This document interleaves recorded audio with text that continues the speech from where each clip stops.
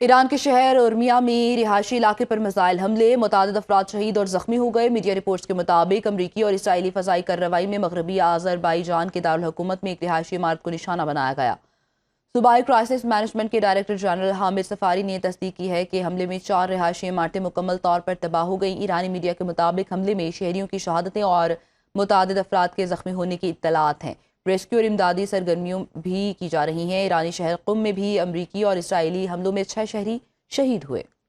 امریکی صدر Donald Trump کا ایران کے توانائی تنصیبات پر حملے عارضی طور پر روکنے کا اعلان۔ صدر ٹرمپ کے مطابق یہ فیصلہ ایرانی حکومت کی درخواست پر کیا گیا ہے، جس کے تحت آئندہ 10 دنوں کے لیے کارروائیاں معطل رہیں گی۔ انہوں نے social media platform Truth Social پر جاری بیان میں کہا کہ حملوں کی معطلی 6 اپریل 2026 کی شام تک برقرار رہے گی۔ صدر ٹرمپ کا مزید کہنا تھا کہ ایران کے ساتھ جاری مذاکرات مثبت سمت میں آگے بڑھ رہے ہیں اور ان کے بقول حالات اس کے برعکس نہیں، جیسا کہ بعض میڈیا رپورٹس میں دعویٰ کیا جا رہا ہے۔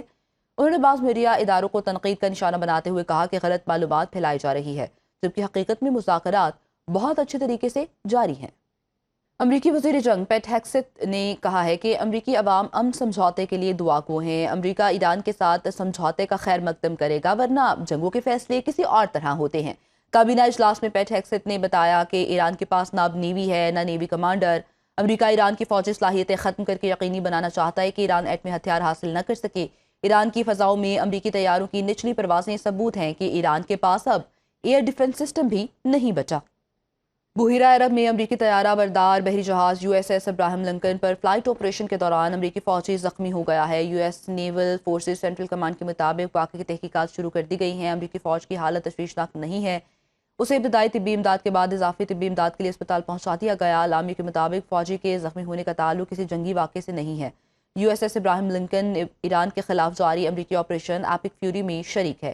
اس پر موجود جنگی طیارے کے ذریعے ہی ایران میں مختلف اہداف کو نشانہ بنایا جاتا ہے۔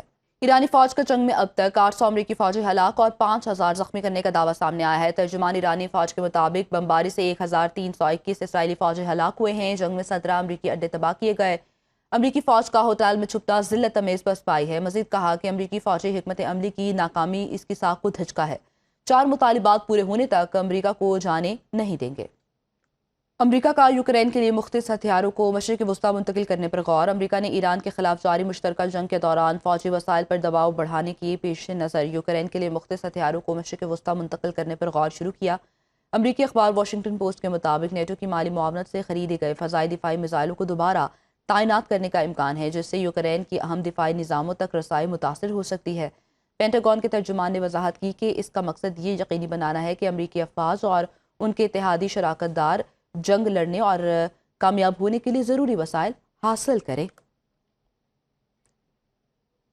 پاسداران انقلاب کوآپریشن بادہ صادق چہارم کے تحت حملوں کی 83ویں لہر کا آغاز۔ پاسداران انقلاب نے حملوں کی نئی لہر کو حسبی اللہ کے نام سے منسوب کیا۔ ایرانی پاسداران انقلاب کے مطابق مقبوضہ علاقوں میں اسرائیلی فوجی اجتماع کو نشانہ بنایا گیا ہے۔ پاسداران انقلاب کوآپریشن بادہ صادق چہارم کے تحت حملوں کی 83ویں لہر کا آغاز۔